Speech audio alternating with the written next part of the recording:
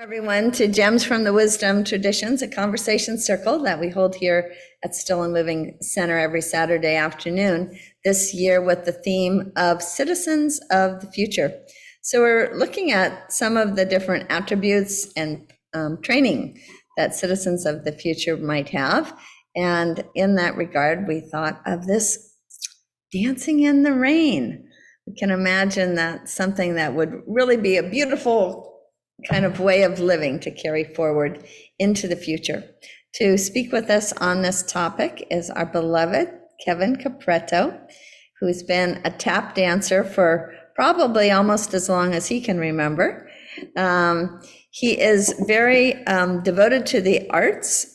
He is a full-time employee for Cirque du Soleil, and it speaks in this passage of the arts. And certainly that idea of harmony and this harmony of soul that I think that we all strive for is something that seems to be able to come through dancing. And so we'd love for Kevin to speak to us today on our topic of dancing in the rain. Kevin.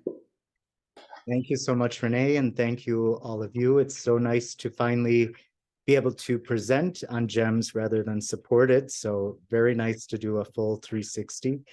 And I just want to say that I hope today we can embark upon the captivating journey that the world and society has seen through dance and how people can literally dance through their life.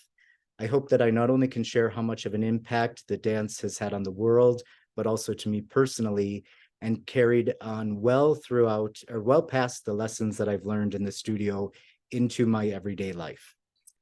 All right. So one of the quotes that really struck me to be very powerful this week was from Jeremy Rosk, and it's, "When time seems to bring only pain, I look for the rainbow, because the sun also dances from the rain." So these two pictures right here are from probably some of the earliest footage of dance. These are some of the Ziegfeld Folly girls, who were slowly followed after by the vaudeville era. So actually this little one right here is Judy Gum, also known as, or Frances Gum, known as Judy Garland, when she was, I believe, 3 years old. This was one of her first public performances with her sisters. So as a dancer myself, I consider myself a lifelong learner. Perfection is always out of reach, and you keep pushing through the storm or the steps of life that give you challenge in order to succeed. A dancer is often never satisfied with the result and always has to strive to achieve something new, something that we will touch upon a little bit later. Curiosity and hunger are the fuel for dancers, and a very good dancer is rarely ever satisfied because you're only as good as your last routine. Dance is extremely competitive and cutthroat, and if you're not in it to win it, you really will have a hard time. But I always say, as difficult as it was, and as much as energy, sweat, tears, and literally blood sometimes from dancing so much, I do it all over again in a heartbeat, without a question. Dance has always been a universal language of expression and has been able to transcend boundaries and be able to communicate even without words. Dance is a form of human connection that goes well beyond verbal communication and often becomes the medium through which we experience life itself and the vividness of all the wide range of emotions. Just think of the life we would have if we didn't have dance in it. We have dancing at weddings as part of cultural traditions, Bollywood, samba, Japanese kabuki, and even Hawaiian dance forms all have such a major impact, not only in my life, but people at Still and Moving Center and all of your personal lives as well. For me, the art of dance has is not only with the dancers, but also how the choreographers use their body to narrate the stories they're portraying, breaking down barriers of language and culture to share the joy of humanity.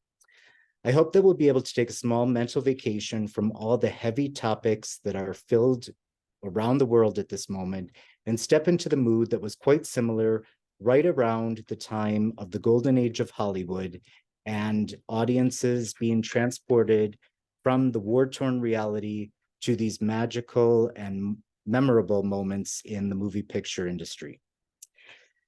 Dance was an integral part of the USO, or the United States Service Organization, shows that entertained the troops performing overseas, not only during World War II, but also the Korean War and the Vietnam War as well. Hollywood produced numerous musicals during this time, and stars like Fred Astaire, Ginger Rogers, Ruby Keeler, and Ann Miller, just to name a few, were some of those stars and dancers that helped take those audience members on a vacation. One person in particular, who wasn't necessarily a choreographer, but had just as much of an important impact in the film tradition of the Hollywood dance era, was a man named Busby Berkeley. So Busby Berkeley introduced a top shot camera technique where they would put this camera on the steel beams of a soundstage studio and shoot down upon the dancers or the synchronized swimmers to create these beautiful and elaborate, almost kaleidoscope cinematography effects. So I just want to show you a small clip from one of the movies, and this is from the Warner Brothers.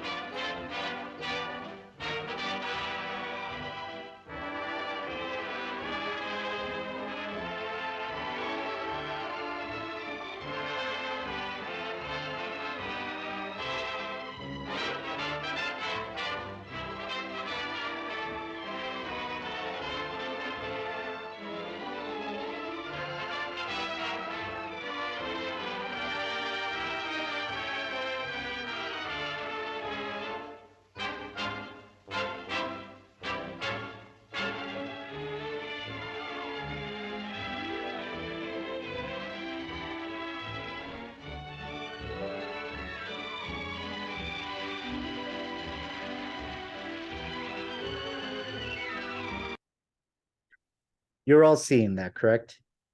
Yes. Okay, perfect. Wow. So another very famous director, his name was Ray Enright, who worked with MGM and also RKO Pictures. He was very popular during the early 1930s and worked with Ruby Keeler and Lee Dixon in Ready, Willing, and Able. So when I talked about the dancers are always looking to push the barriers and come up with new ideas, so many people had been to nightclubs or lounges where they saw dancers, and this director came up with this incredible concept, I think, for the 1930s, to have people dance on typewriter keys and have people be the arms that were striking the paper. So here's a small clip from that.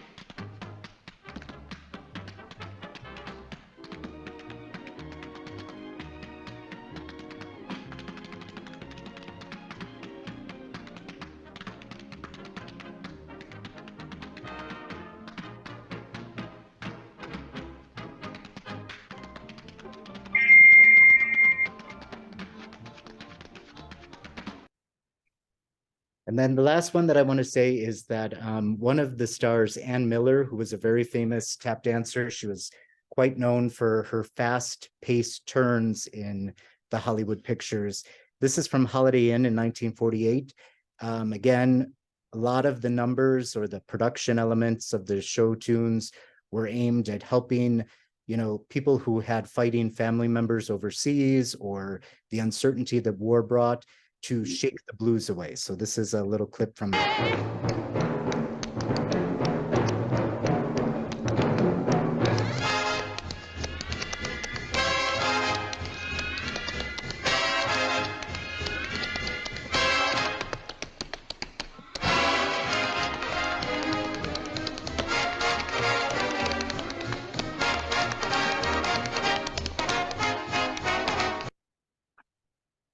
All right.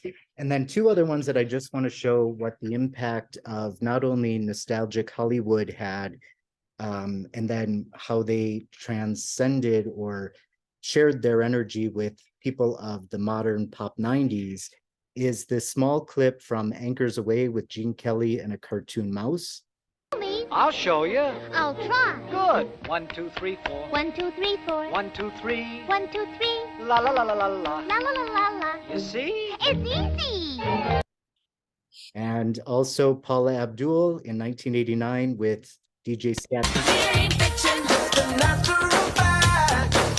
We come together.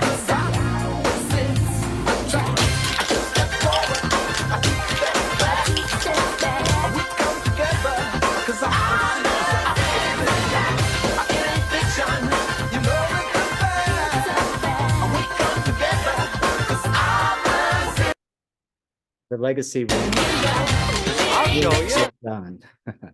So why is dance so important to me? Well, as Renee mentioned, I started dancing when I was 3 years old. I then quit for 2 years and returned when I was 9 years old and have been dancing ever since. So these are a few pictures from across the years. One of my first duets with my not only best dance partner, but best friend to this day, Ali. I was able to teach to some students in China, and these are just some other memory photos along the way as well. And one thing, or a few things that dance taught me, many people think that dancing is just an art form, but it really can teach you life skills too. Throughout my time as a dancer, I learned discipline and dedication, physical and mental well-being, confidence, how to work in a team, time management, perseverance and resilience, because 9 times out of 10, you won't always win the trophy, but you just keep trying and you'll eventually get there. Cultural awareness, open-mindedness. And I also think one thing that's not on the list, I'm so blessed to have such a wide repertoire of music. I mean, it's very rare that kids my age know music from the 1940s or 50s. And I think being a dancer and being in that environment has really benefited me tremendously.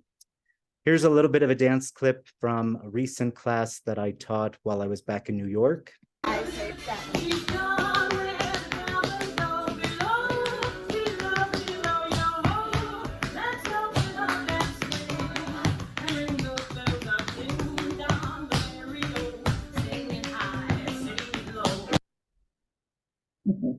So all of this was so great, and all of it was pretty much cookie cutter until the global health crisis of 2020, of course, COVID, when things shut down. I found myself working for Cirque du Soleil, and one night we were performing to an audience of 3,100 people, and the next day we were told that audience could only contain 100 people.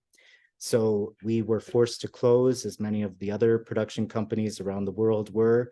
And we found ourselves frantically organizing people's travel to return to 126 different countries, including China and Italy, who were being heavily hit with COVID at that time.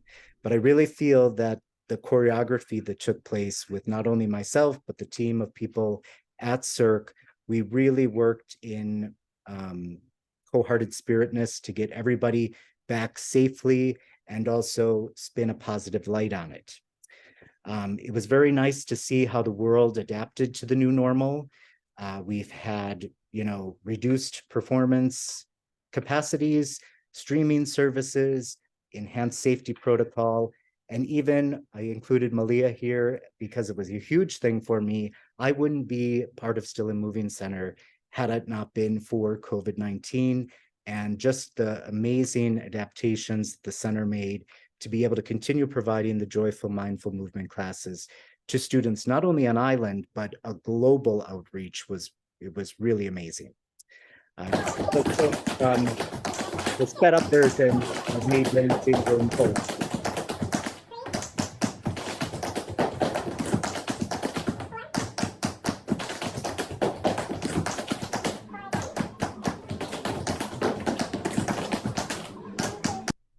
So I think like all businesses or professions, we had to find new ways, and it was always striving for that excellence, never being satisfied.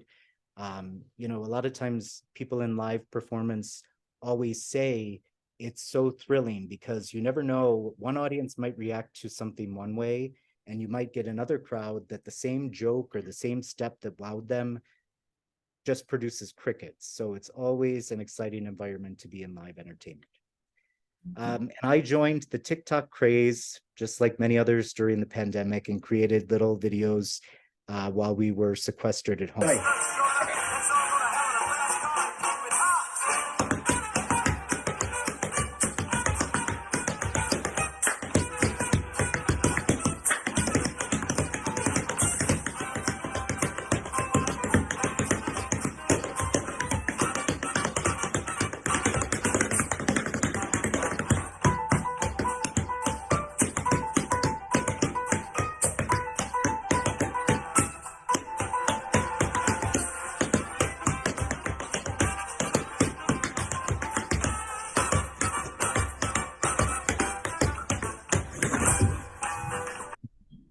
So in conclusion, I just want to say what I have taken away from the world of dance and just what I try to live every day with all my education in dance being ever present in my mind.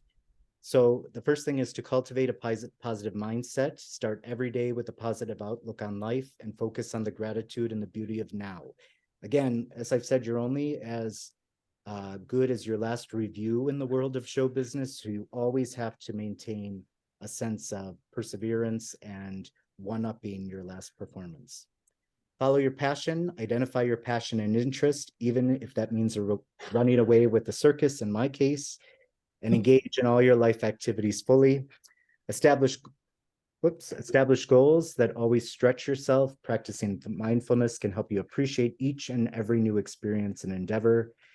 Creating relationships. I've worked with so many people on so many different projects that I don't necessarily remember which job or show they were part of, but I remember the process and the magic that we made together.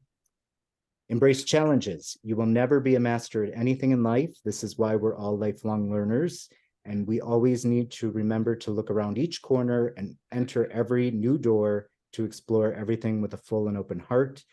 And finally, laugh often and stay curious. Release and let go of negativity. Remember to smile and just live for the moment. So much. Oh. Oh. Thank you so much, Kevin. Wow, that was just pure joy. One of our quotes at the beginning of the almanac this week is, "Life isn't about waiting for the storm to pass. It's about learning to dance in the rain." And I think that you really were exemplifying, for example, when you were talking about what people have done during the wars to help whole populations to make it through some very dark times, and also during COVID times. And that there's a certain degree of creativity that is spurred that may not have come out otherwise, right? I mean, with this constant kind of draw towards innovation and striving to make it even better in the most dark and wet and dreary, perhaps, of circumstances. Really beautifully done. Does anybody have a comment or question that they'd like to offer to the group or to Kevin? Yes. That was absolutely marvelous. Oh my gosh, I felt like I was smiling the whole time. And then to see you dancing, the many sides of you that we don't know. And I'm really honored that you shared that. And just the fact of bringing in how wonderful it is when you dance in a group. There's such a synergy of energy, and what you just seeing the people dancing together or being able to share that. And I loved your in the end, how you said what you learned, because if you're going to have that kind of, I never thought mindfulness and being in the moment, but if you're going to do that kind of stuff with your feet, you got to be in the present moment, mindful. You can't think of anything else. And how wonderful it is when we dance that You really can. It is a type of meditation and a type of experiencing something, the joy and the wonder. And those clips were just amazing. That was pure joy. Thank you, Kevin. Yeah, thank you. I remember so many of those movies, watching the late night show. The TV movies came on at 10 or 11 or something, and that was everybody, my household stayed up to watch them, and Singing in the Rain and those other ones. They're really beautiful. You know, I was thinking that dance is such a huge part of growing up and just life. As I was thinking about it, I started dancing. They had like a dance school in junior high school, and it was that allowed you as an awkward teenager, just starting in that world, to connect with the opposite sex. And they even had a show in Washington, D.C., where I grew up, a local show where you could go down and dance on TV. And it was just sort of a focal point for everything in terms of connecting, this growing world of sex, if you will. The dance was a big part of it. And I think later in life too, when you dance with somebody, you really connect with them in a different way. And if you can dance with them, it gives you this real sense of being connected to them, of being in tune. So I think dance plays a huge part in our relationships. One other thing I just mentioned, because I was really happy about this, and slightly different context. When my daughter was about 11 or 12, she was at Ballet Hawaii doing the Nutcracker. And one year they were short of men to participate in the Nutcracker. So they asked for volunteers among the parents, and I ended up being one of the dancers in the first section, where they're having a party and walking across the street, and a couple of other people. We called ourselves the Dancing Lawyers. But it was really a nice way to, again, connect with my daughter and participate in such a nice way. She ended up being my daughter in the little vignette in the Nutcracker too. So I just want to mention that, because dance is a beautiful part of life, an integral part of life. Doris. Well, the topic of dance is very near and dear to my heart. For those of you who know my story, I didn't take dance until my last semester at the University of Hawaii, and that was a ballroom dance class, and that happened to be the class where I meet my husband. But just dance until then, and I had really no music education growing up. My dad didn't allow me to join band and, all these other things. And so taking ballroom dance, and then after that class, it's not only did it open me to a world of dance, but music. All of a sudden, that opened up a whole world of music, because all of a sudden I could hear, oh, that's a waltz. Oh, that's a cha-cha. That's a rumba, and obviously these songs were always there. The beats were always there, but I was just oblivious to it until I unlocked this world, and then the last 10 years I've taken from Mary's daughter, Malia, hula, and I just made my 10-year hula-versary. And so, it just has become such a important, necessary part of my life. And I'm so grateful for it. And thank you, Kevin. That was really, really lovely. And I'm not too familiar. I mean, Singing in the Rain is of course iconic. It's gone beyond just an old movie clip, but yeah, I really need to revisit a lot of these Fred Astaire, etc., dance clips, because they are just amazing. And so thank you for bringing some of that into the talk today. Very well done. Doris, could I ask you a question? Yes. I don't think you've made it a secret at all that you suffered several strokes a little over a year ago, I think it was. And I wondered, I mean, that was a fairly gloomy part of your life, I would think. And I wonder, did dance play any part in your recovery?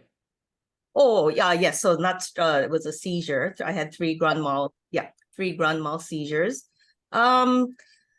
Just getting sort of back in the saddle and wanting to resume my life. It was a little difficult because, I couldn't drive. I wasn't allowed to drive for 6 months.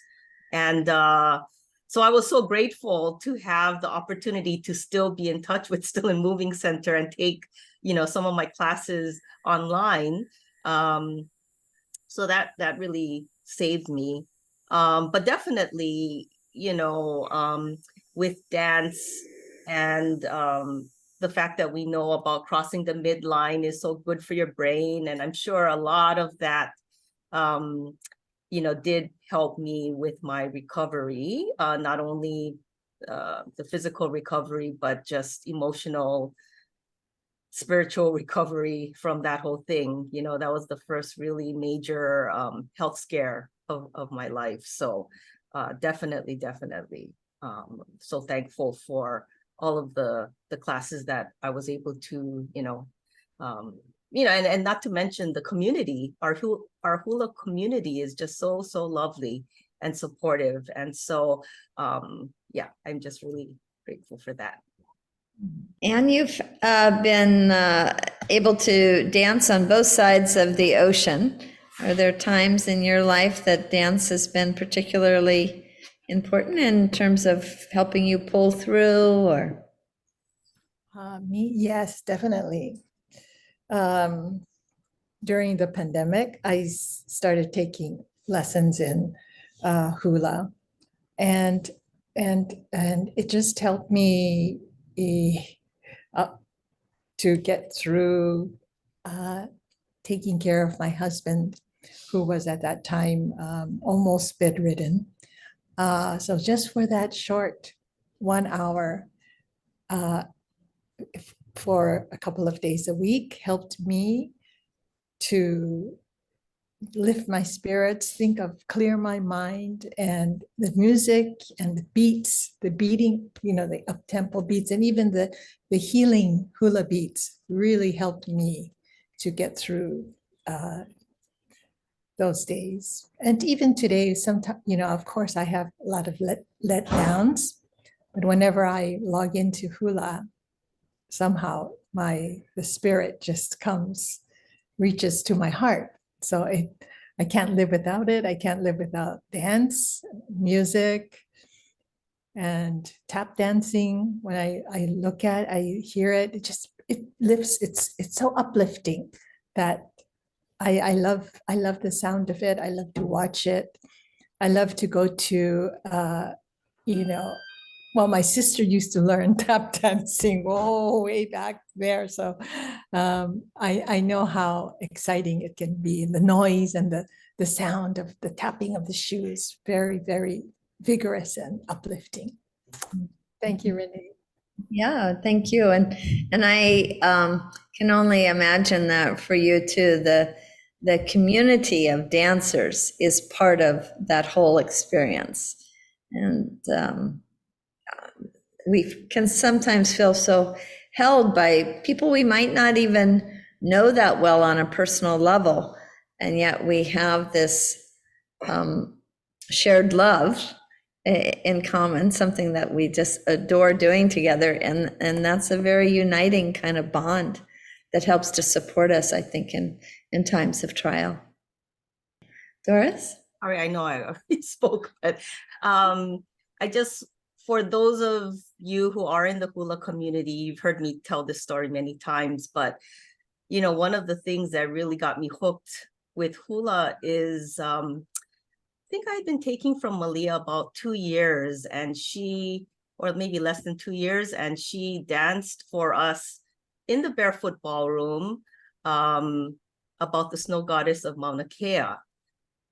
And I kid you not, as she danced, I saw the snow swirling around her. And it was just, I don't know if anybody else saw it, but I did.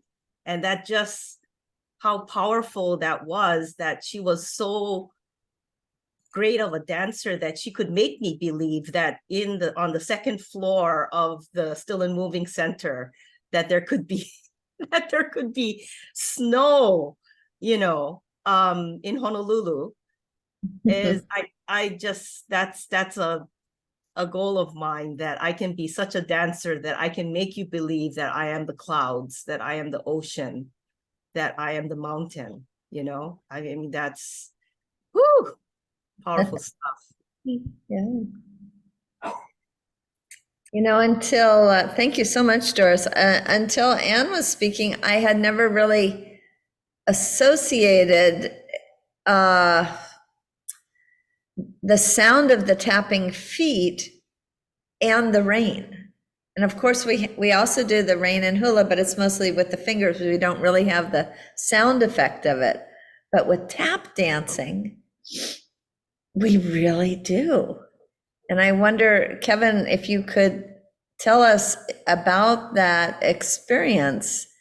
Have you ever danced singing in the rain? But have you ever danced anything else about the rain? And what is it like to tap with your feet and sound like it? That's a great question. So I've never danced to Singing in the Rain, but there's another song from that movie called Good Morning. And it's a very happy song about how they've talked the whole night through and now the sun has come up.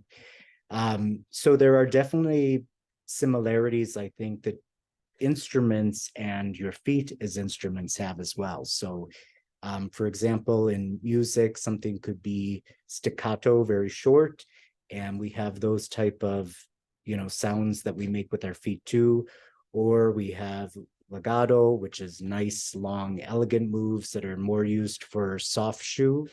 For those of you who don't know what soft shoe is, basically they used to take rosin and put it on the floor, and there would not be taps, but that kind of sand-like grittiness would make a nice sound of the feet passing over the floor. So yes, I do believe that the sounds can be very much syncopated, and they can become instruments. Your feet can become instruments. Another dance that I did was from the more modern version of Tarzan. It was called Trash in the Camp, where the monkeys and gorillas and everything go into a camp and destroy it. So we had used things like trash can lids or things that you might have seen in the Broadway show Stomp. So dustpans and brooms to make percussive sounds. So yes, I do agree. There are many, many ways that you can create sounds of nature or sounds of, everyday items through the use of your taps on your feet. Yes. How fun. Anybody else had an experience where dance, either doing it yourself or watching it, or in some way participating in it made a difference to an otherwise cloudy and dark time? When I came to Hawaii as a grad student in philosophy, I was studying aesthetics, philosophy of art, and such. And at that time, I got, felt like I was in my head a lot and reading a lot. And so I started taking dance classes, ballet and modern dance, and a little bit of jazz dance. And I'd always take the intro class, the beginning class, just over and over again. Sometimes I'd have beginning 1, beginning 2, modern 1, modern 2, but I would never get to the second level. So I keep doing it. And so it's kind of interesting because even though, as Kevin said, dance is kind of competitive and such, and there's that kind of thing of wanting to make it in dance. If you come in late like I did, and the only guy there and much older and never going to advance, it suddenly just becomes an enjoyable thing to do, and you can kind of participate with it. And I really felt what I think Roger's talked about, that connection between people. There was a famous choreographer, Rudolf Laban, and he actually developed Laban notation, so you could actually notate how ballets were moving and such. But he was known in Germany in the late 19th century for taking a whole village or town and having them dance together, not just a parade, but a dance. And he said, you know, some people are high, they're very much in their upper body. Some people are very low and they're sort of very much into their lower body, and some are equal. So he'd kind of go through and he'd categorize people in that, and then he'd choreograph the different types of bodies, and then they'd all for a celebration at the end. And celebration is this great word for dance. It's just, you know, that expression of everything. And he'd have the whole town doing it. And that was actually fairly common at one point early on, you know, way before the USOs. This was sort of a thing of just community dance and celebration and such. And one of the early dancers, Martha Graham, said that dance is the hidden language of the soul. So I always sort of appreciated that. And when I think it was Kevin was talking about music, one of the philosophers, Friedrich Nietzsche, wrote a book called The Birth of Tragedy. And he said, when you look at someone dancing, they look to be insane if you can't hear the music. So those who look at dance and can't hear the music would see it as insanity. So that kind of connection between both the order of music and the wildness of dance, they're coming together.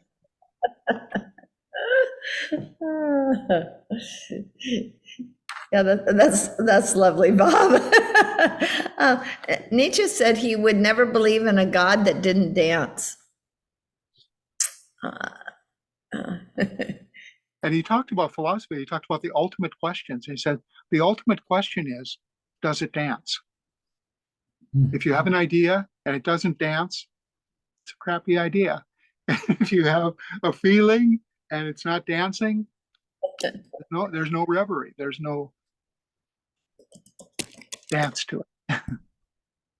Perfect. Thank you. Roger. As we were talking, I realized that I had a really messy divorce back in the 70s. And I even ended up kind of with a back problem and this and that.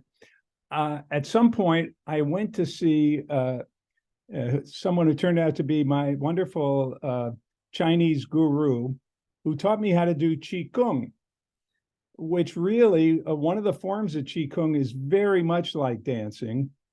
And it really helped me in so many ways to get out of the negativity I was in, and also to keep my body in good shape for all these years. And one of the things with this dance form of Qigong, because there's other forms, you can sit and you can stand, but the walking form is really a dance. And it also makes you very aware of being in your body. And every sense of your body, going through it and what feels different in what places. And I was doing a meditation not too long ago, and they began to say, focus on being in your body, be there in your body. And I thought, well, that's what I've been doing for the last 45 years with this Qigong. And I think dance is exactly the same thing, although we might not always be focusing on it. We are bringing our consciousness into our body. And I think somebody said that's a form of meditation. It certainly is. But just this idea of being present can mean very much of being in your body. And I think the dance has done that. And I just remembered this wonderful thing that Qigong helped me to really take a huge move forward in life. Mm-hmm. Before I call on David, I just wanted to follow up with you, Roger. And for me, yes, dance has made me much more aware of being in my body, with the effect of making me much more aware than before of this kind of wonderment. So who is inhabiting this body that I'm so I'm so aware that I'm inhabiting it? Who is it inhabiting it, or what is it? So as opposed to making me, I feel like, more materialistic by being more aware of being in my body, it actually, I think, heightened my sense of, or spirituality, maybe you would call it, or, you know, this immortal soul that's right now participating in the wonderful dance of life. I think that's absolutely right.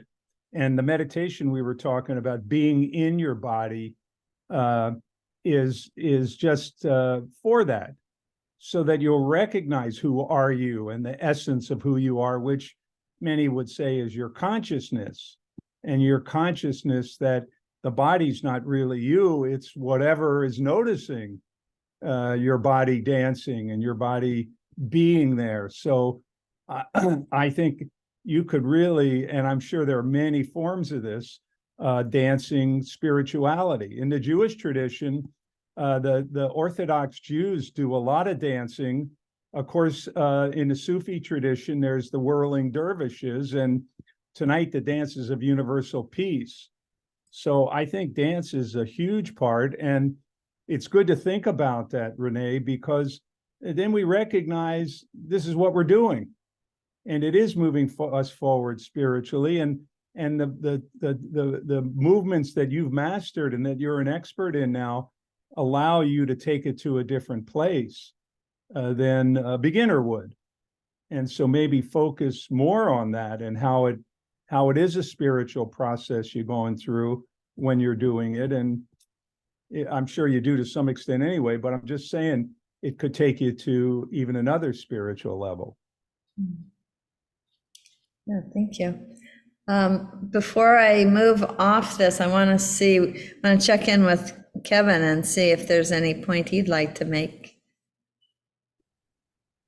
Yes, I just wanted to say that that feeling of being in the body and all of that. Like I said in the presentation, I think one of the performers' most interesting things, because if you're doing a show, I mean, for this Cirque du Soleil show that I'm doing currently, those performers do anywhere between 8 to 10 performances a week. We are on the road 40 weeks out of the year, and that's a different city every week because this is an arena show.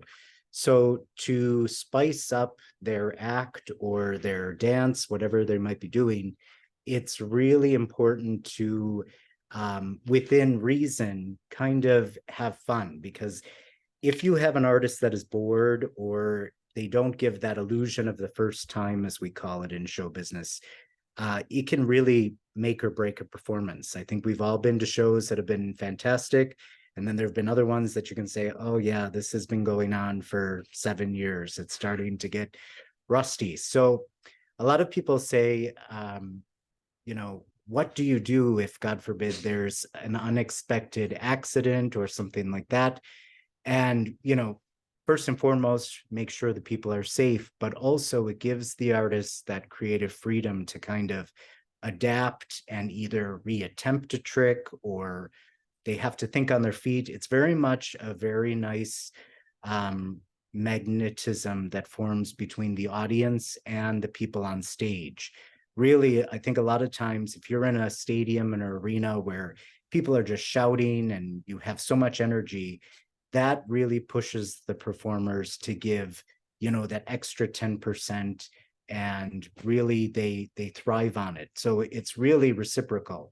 The audience giving the cast is energetic, and then in return, those artists give their all to the people watching as well. So it's really a nice dynamic that you can see in performance. Oh, yeah. Thank you. David, calling on you now. Your hand's down, but you still got the question or comment?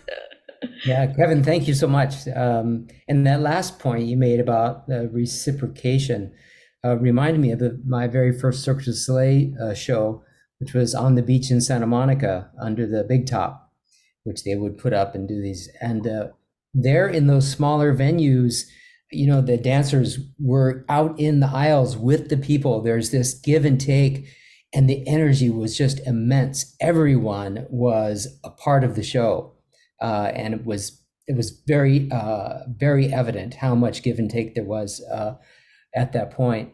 And I was Bob, that was a nice throwback to last week's The Language of the Soul, which was a nice tie into last week's topic. I think about my parents met at Arthur Murray Dance Studios, and we had a dance platform in our backyard. So I was dancing from the time I was, able to stand and walk, and it has just always been a huge part of my life. But never, in fact, ballet was the only dance class that I ever dropped out of. It was just too much structure for me. So I went over next door to the modern dance and was much more pleased with modern and jazz. So have always loved dancing. And when I got to the Big Island, and we had this little dance called ecstatic dance, this 5 rhythms dance, and it was Bodhi Tara and her little boombox with a mixtape that she would do, and we'd do these 5 rhythm dance. And about 5 or 6 of us would dance around the room, and if you didn't hear the music, it would definitely look like we were crazed, because it's just pure free form expression of your response to the music and whatever's going on inside of you and amongst the other dancers, which would often turn into some contact improv. That, of course, later bloomed into what is now, they have about 300 people multiple times a week there on the Big Island doing their ecstatic dance. And really a huge part of the community comes together to dance. And I really feel honored to be a part of that tradition early on. And I wanted to reflect also, because that flow is one of my favorite topics, and I think it is really the evolution for the next state of human awareness is into this idea of flow state. And dance and flow, definitely, when you're dancing and you're not in flow, you're not really dancing. It's just effort. And was thinking about what Roger said about connecting with one other person. It requires, if you're connecting with another person, you both have to let go of the separation that keeps us separated and isolated. And it is really so deeply touching to our humanity to let go of the isolation and to connect, even if it's one other person. And then, of course, dancing with a company and then dancing with a whole community must, just imagine how that would be. So Kevin, thank you. And everybody for your participation today. It was really lovely. Thank you. Yeah. I'm kind of wondering, Sue, if you mind talking about this kind of dancing through life that you've probably seen with your son, and you've probably, as a mom, watched him go through the ups and downs that all of us as parents see, and we must suffer from almost as much as our kids do. And just any kind of comment you might have on that. Well, first of all, I don't know if you've noticed, I've smiled the whole way through because we've shared all this together, and to me, that's beautiful. I've always been proud of him. He gives 100% no matter what he's doing, and I think he really enjoys dancing. He did have, like he mentioned, 2 years that he didn't like it, but he was bored, first of all. And second of all, some of the kids were not real kind to him. So when I spoke with his teacher, because of course I knew her for a long time before Kevin was even born, because my daughter danced with her. And we talked about it, and she advanced him. And like he also said, her daughter was in that class too. So they'll be lifelong friends. I know that for sure. But every parent knows what it's like to watch their child perform. And you hold your breath, hoping that everything goes okay. And there were some times, like he stepped on a mic once, he had a costume malfunction. I mean, there's all these things that can go wrong, but naturally we can laugh about it. We both have pretty good sense of humor. So again, I'm just really proud of him, and I'm glad we have this connection that we share all these things. That is wonderful, really wonderful. Mary. So Hello, glad- hi everyone. Thank you, Kevin. That was wonderful. Thinking about my life, it started off with music. And I had my first hula lessons when I was probably about 3 or 4 years old. And it went through to about 6th grade, and then music took over. I was in choral groups, I was in musicals, different kinds of things. And it wasn't until Malia became a hula dancer when she was about 9 years old that I got back into hula.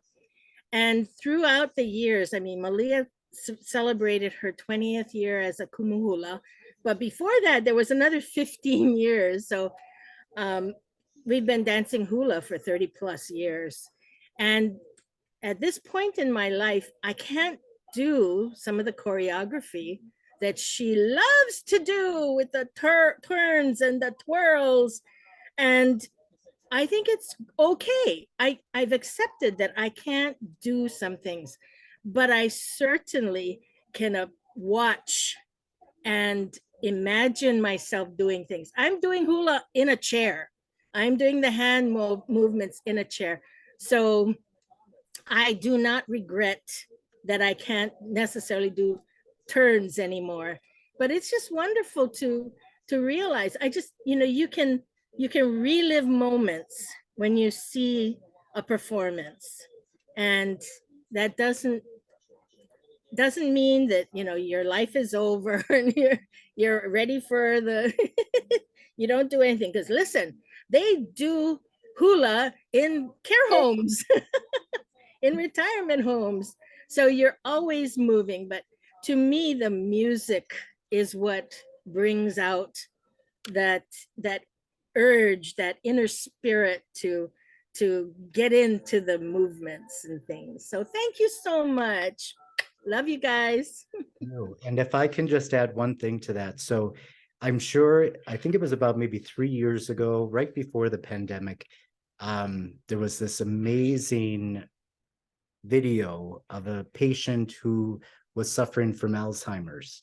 And she had very difficult trouble remembering her family, or, what she did 10 minutes ago. And anybody who's been through a family member that suffered from that disease, it's just awful. But when she heard the music to Swan Lake, many years ago, she was a premier ballerina. She was, I think, I can't remember the character's name. It begins with a K. She was that star in Swan Lake. And when that music came on, she could remember every single arm movement, and just her posture and everything changed. And it really brought tears to your eye, because you could tell how powerful the music and the movement and what a lasting impression had on her. So Mary, I totally agree. I think that if I'm in the nursing home, I hope that I have a tap teacher there, or I can teach it to the old people, because it would be a lot of fun.